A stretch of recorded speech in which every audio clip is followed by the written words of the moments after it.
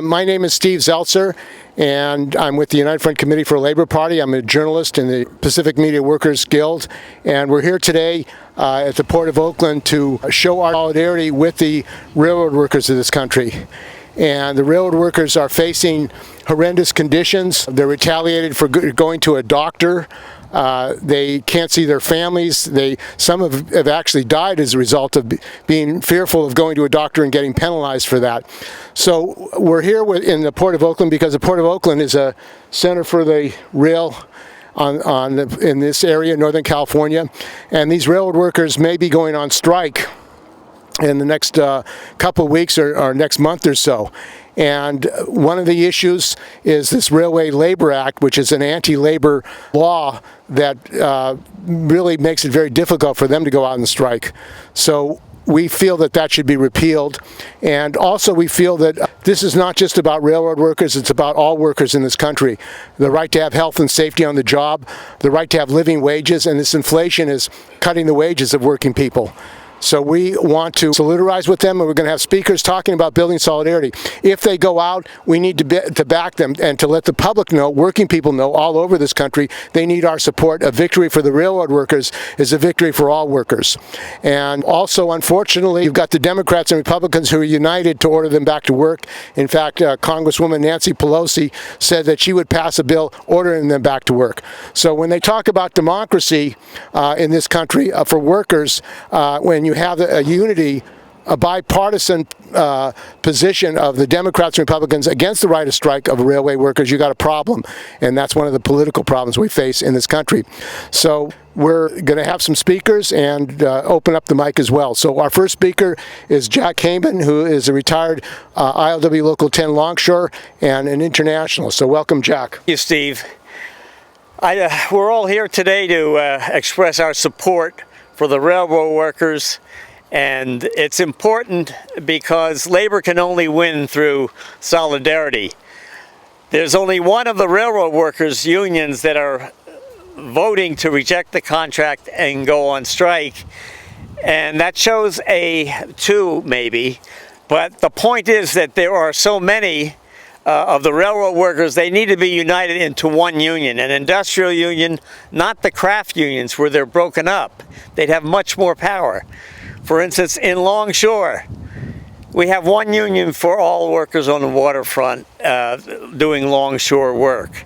And that gives us more strength because now we can tie up the whole West Coast. If we had one union for the whole country, we could tie up the country for maritime work. In 2002, the ILWU, the Longshore Union, had a contract expiration. I was business agent for the local at the time, and the employers locked us out of work up and down the coast. And what they did was continue to keep us out of work. A lockout is very similar to a union strike, but this is a strike by the employers to close the ports. And what President Bush did at the time is he invoked Taft-Hartley because Dianne Feinstein, the Democratic senator from California, called on him to do that. And so the Taft-Hartley was imposed on us. It's a lot like the Railway Workers Act, Labor Act. That has to be repealed also. But the only way we're going to get these anti-labor acts repealed is by industrial action. That means the railroad workers, the longshore workers, the truckers have to stand together. And if and when the railroad workers go out, we need to shut down all the ports with them. And I'm talking about the East Coast, the Gulf, and the West Coast. That's the only way we're going to defeat these anti-labor laws. And in the process of that, we have to recognize that neither the Democratic Party or the Republican Party are friends of labor. They always, especially the Democrats at election time, will say they're friends of labor, like Biden is saying now. Like he's the best president for labor in the history of this country. That's a lie. in 10 years ago, there was an important strike in the Northwest, in Washington and Oregon, with the grain. ILWU represents the grain handler workers in the ports up there.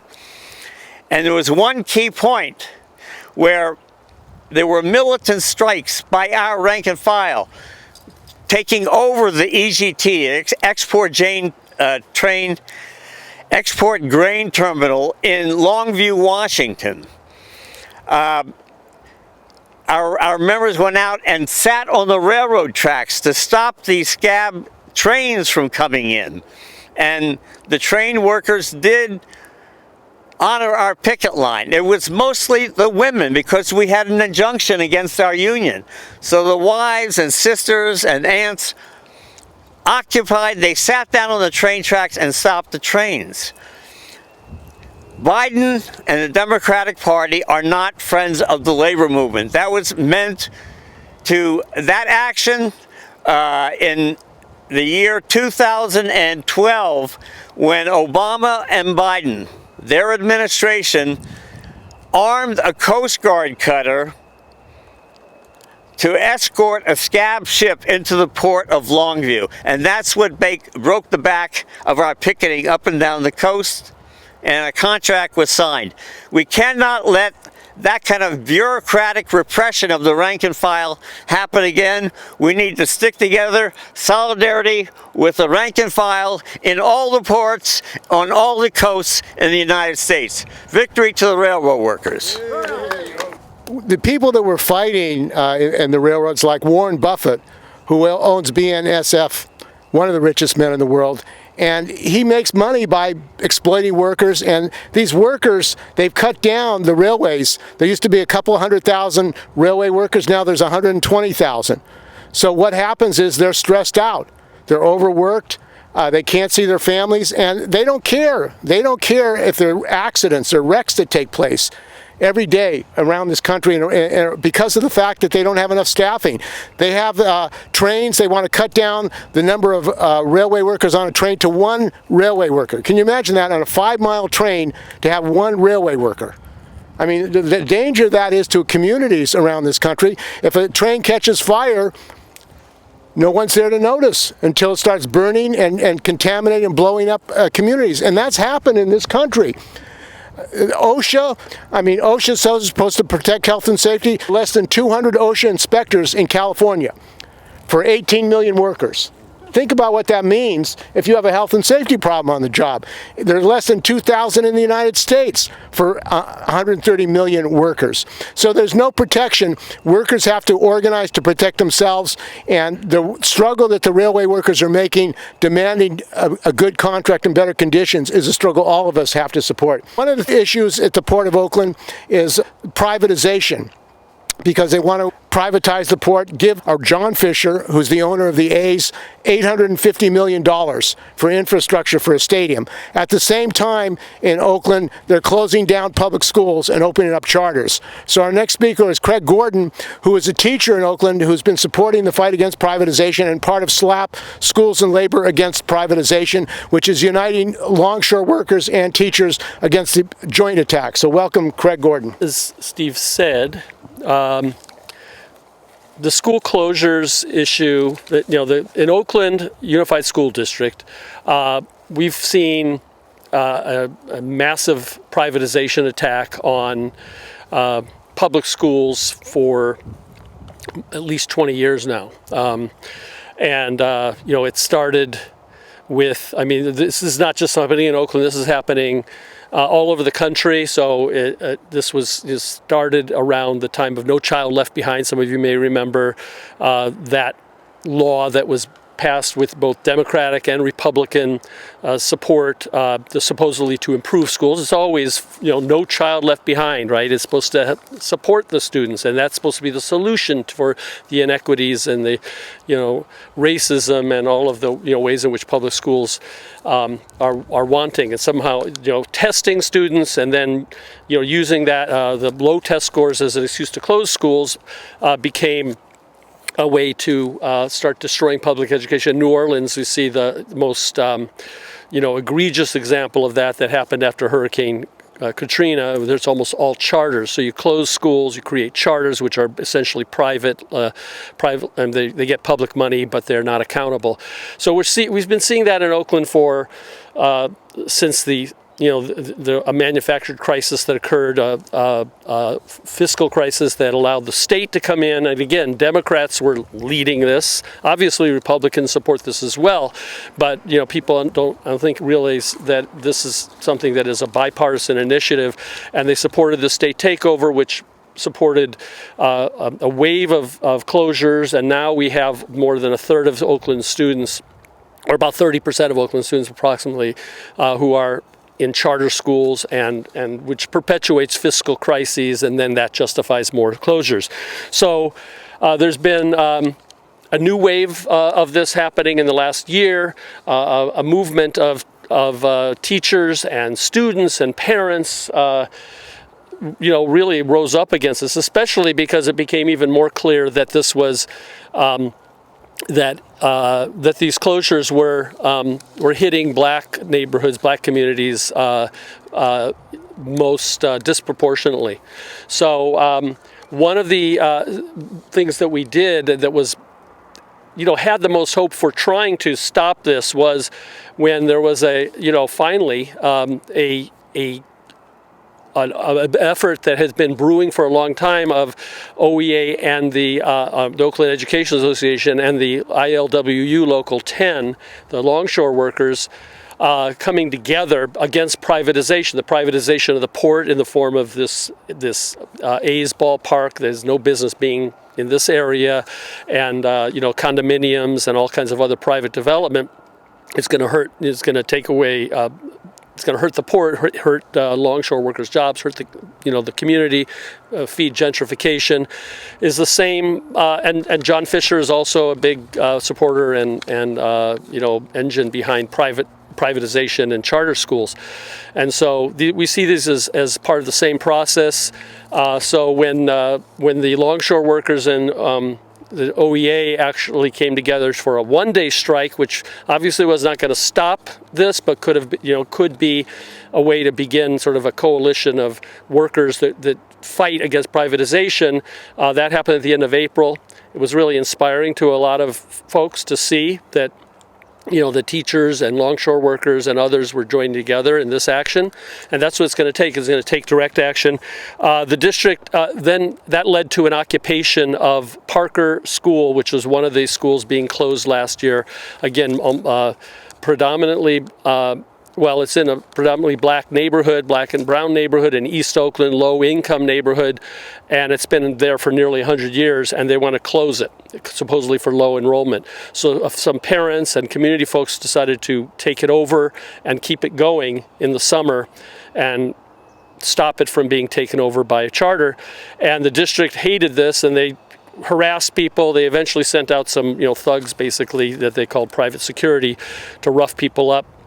And they retaliated against people who supported it. I'm one of them. I was out there, and as a substitute teacher who's also been very active in the union for many years, it was, they're not giving a reason. They don't have to give a reason. This kind of connects to what Steve has talked about in terms of the anti-labor laws that affect railway workers. Substitute teachers have no due process rights, and we're at will. So they didn't give a reason for, in my case, and another substitute teacher who's just been fired, as well as another teacher, a couple of other teachers who have been retaliated against. So, we're fighting this. We're trying to get our, it's mostly a rank and file effort and community folks, kind of grassroots effort fighting back. We're pushing our local leadership, OEA leadership, actually, to mount a real fight against the retaliation, because if we don't fight the retaliation, then we're not going to be able to, bargain a decent contract that we're about to enter into. We're not going to be able to fight the school closures because they are trying to intimidate everybody. So we're definitely going to be in solidarity. I'll be reaching out to our members in the union to support railway workers and anybody else who's fighting against this kind of anti-union, anti-worker attack. It's not just about railroad workers, it's all workers. So this morning there was a discussion with South African dock workers who are on strike. There's a national strike. No one knows about it.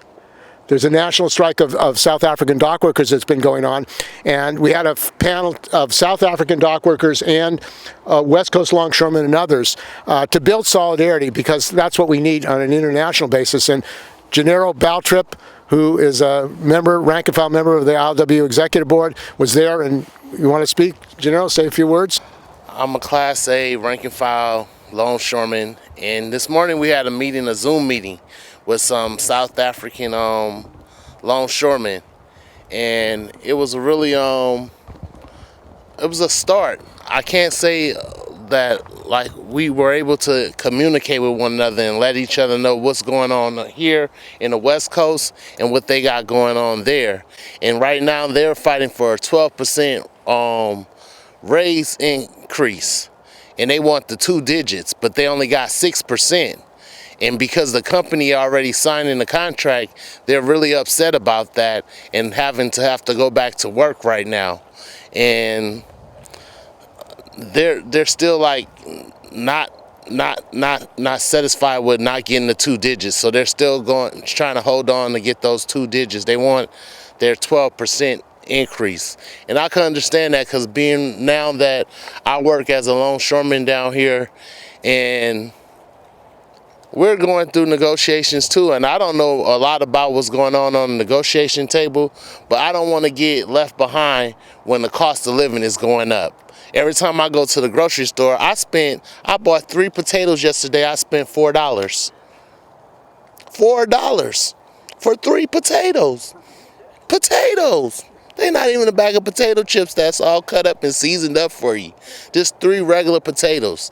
So things are really going up, and we don't need to get left behind as labor, people that work in industries of labor and things like that, and education. And I'm also a member of SLAP, and I've been working with them too, because this privatization that's going on is not called for right now. We shouldn't be going through this issue with John Fisher. We shouldn't be going through that. He would actually see that there's a proper place for his stadium in this area. There's other areas to go to.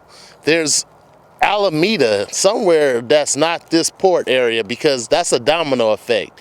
You come in and take over one part of the port, and you don't stand up and fight for it, they're going to come and try to take everything. And I come from New Orleans, and knowing about the schools that I went to in New Orleans, they no longer exist. George Washington don't exist. Thomas Edison don't exist. Those are both charter schools now. Those are the elementary schools I went to. So when I go back home, I'll go back to where my mother and them are from, because I'm from California. But when I go back there, there's nothing there. There's no place to go stop in and say hi to an old teacher or anything like that.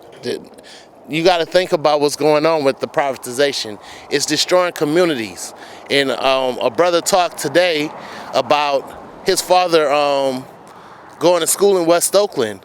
Where his father went to school in West Oakland is now condominiums. They're giving up the property for dirt cheap just so that they could build these high-rise condos and stadiums and playhouses for people with money. And then they don't want to pay us no money, so they're going to have us looking like we the children of Zion. We're not going to get nothing. I don't want to talk, because I'll just keep going on. But Steve, I'm for the cause. I know you keep talking about these are the masses. These are the masses right now, because it starts somewhere. It starts somewhere. It may not be a whole bunch of people here right now, but you got to start somewhere. You got to crawl before you walk. And then if you really want a Labor Party, make it happen. Make it happen in your heart that you want to stand up for labor. Another person we're going to bring on has been a fighter against the war in Ukraine. One thing that this country has is unlimited money for war. Over $60 billion for the war in Ukraine. You know, there are people that don't even have clean water in Jackson, Mississippi, or Flint, Michigan. And yet we have $60 billion for a war in Ukraine. What that's about is protecting imperial interests. That's why we have, 800 bases around the world. So our next speaker is Dayton Andrews, who's a teacher and an activist. Welcome, Dayton. Hey, everybody. My name is Dayton. Just coming to you as a local activist today. And I think, we've been talking a lot about this idea of solidarity, and I think we really got to remember that this isn't just, it's just not just symbolism when we're talking about our struggles being connected. We're all part of the same struggle for the interests of working people and for oppressed people across the world. I think when we talk about privatization, we can really get caught up on where the privatization is happening and really think like this is the industry they're trying to privatize. When we see it, we actually take a step back.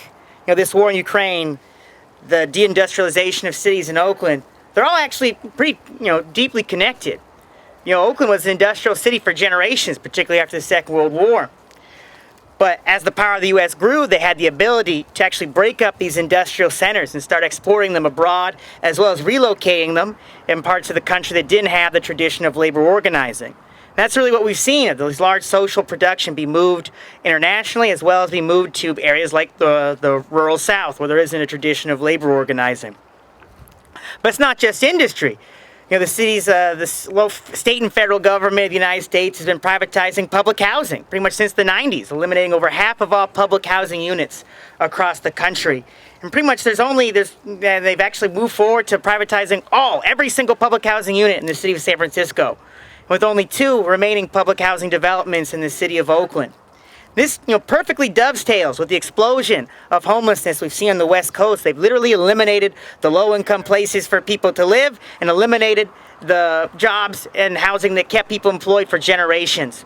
And then they create the manufactured crisis of our schools, eliminating even that.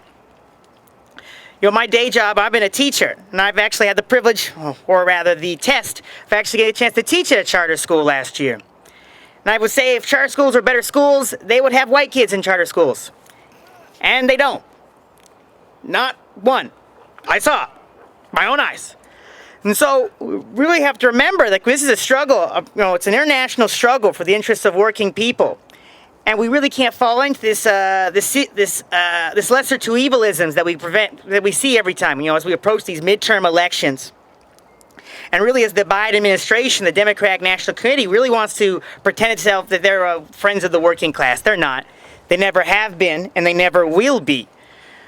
And we have to recognize that in a country like the United States that has such a developed imperialist system, that by and large it's going to be very difficult to bring people together.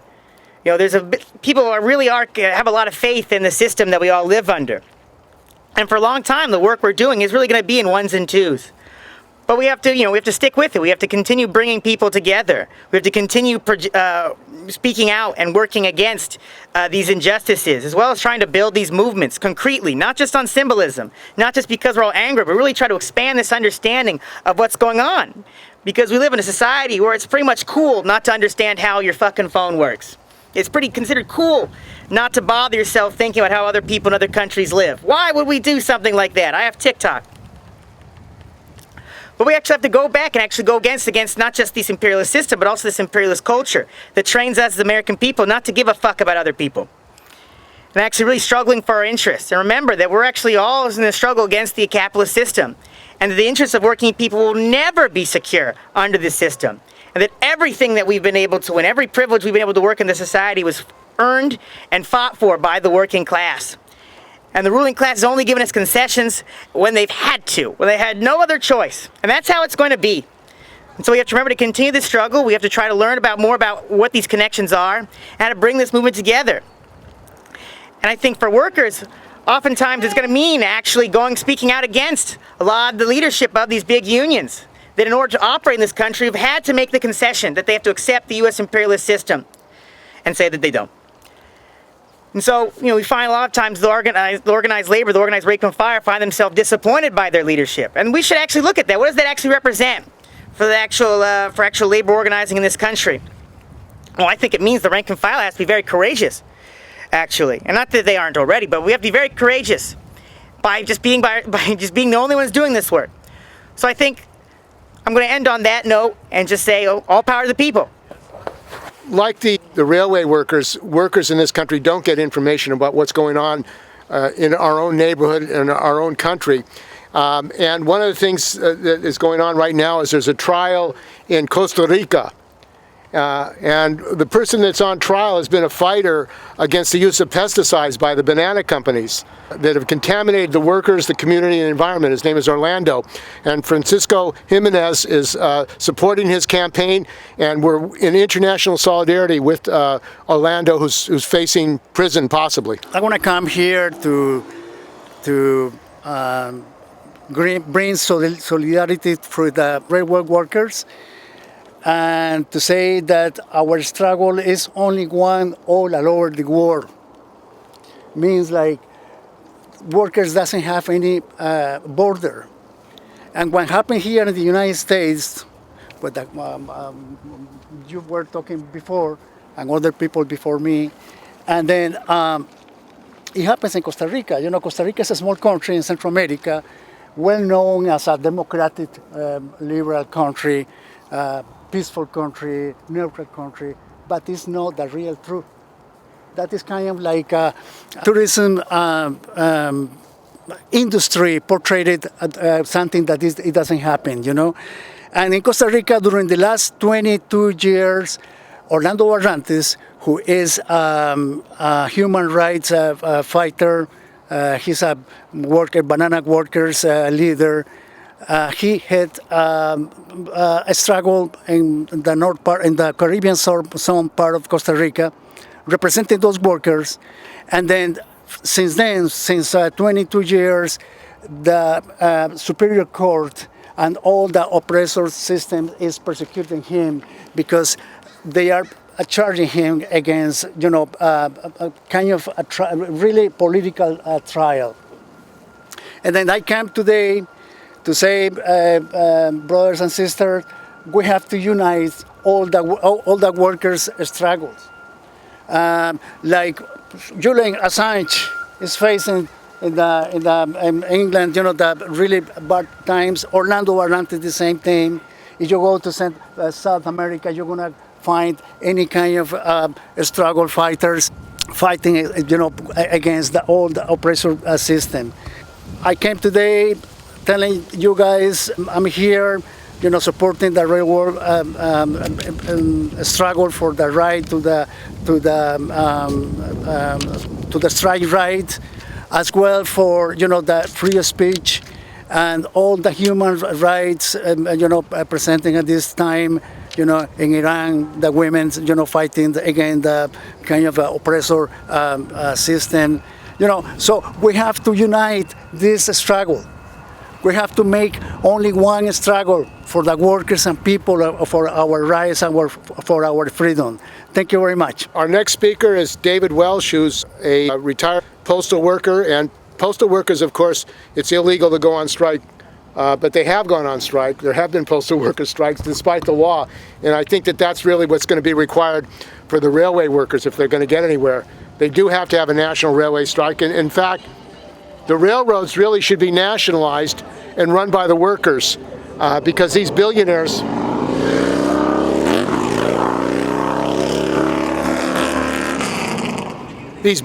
like Warren Buffett are really criminals, the way they treat workers. And workers are killed and died because of the lack of proper staffing, lack of health and safety, and also they wreck communities. There are explosions that are directly a result of the lack of proper health and safety. So welcome, David Walsh. I represent the letter carriers union. Louder, Dave. Pardon? Louder. Louder? All right. Let's get loud. Yeah, the letter carriers union is one of 4 postal unions, and the great moment that we have, as Steve referred to, was the 1970 postal strike, when a couple 100,000 postal workers went on strike and shut down completely the mail system in the United States. There wasn't a single letter that moved in the United States for a week, and that was one of the biggest strikes in the United States history. It was a great moment for postal workers, And that was the time when Richard Nixon was president of the United States. And Richard Nixon initially tried to move the mail with the National Guard and also active duty service people.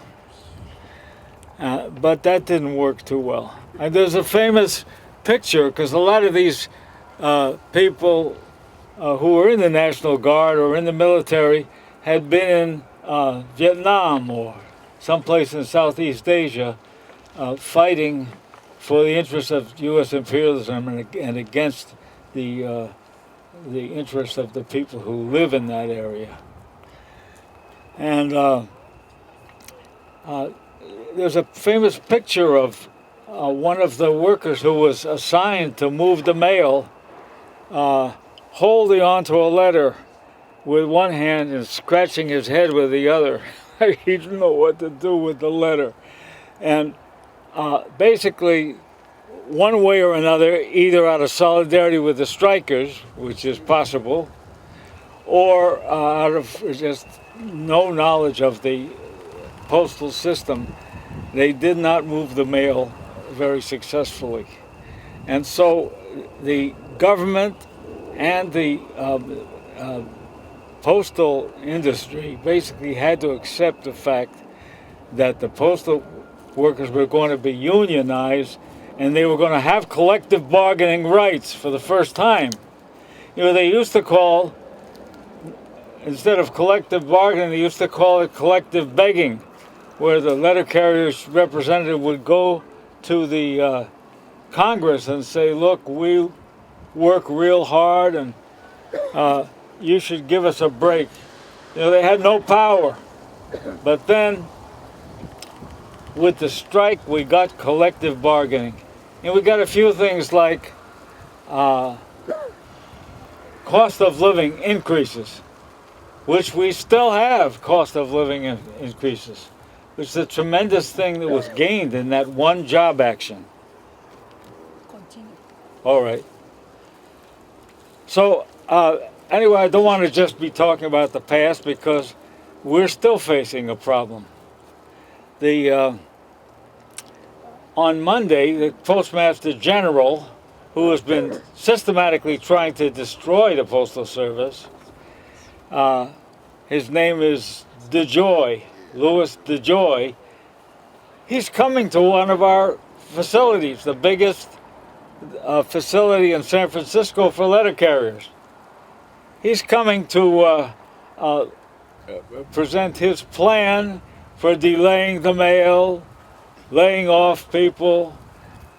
He's a time bomb being planted in the middle of a very successful postal service. And he's coming apparently to address the workers on Monday at this facility.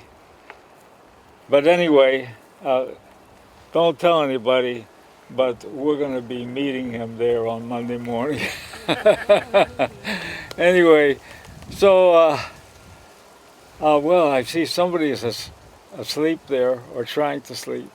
Well, it's very good to be here with you, all of you, brothers and sisters, because the railroads, like the post office, is a very important public utility that is, first of all, it moves a huge proportion of the country's goods, and it's very important to the economy, and it's very important that the railroad workers get what they need. I think it's very important that we have solidarity with the railroad workers, the truckers, the Teamsters, and other truckers, independent truckers who work here in this port. So some of the storied unions came to this rally. I'm very happy to be here, and we need to get together, all of the different unions and all the different locals, fight for our common interests. Hands off the railroad workers. Solidarity and nationality. The injury to one is an injury to all.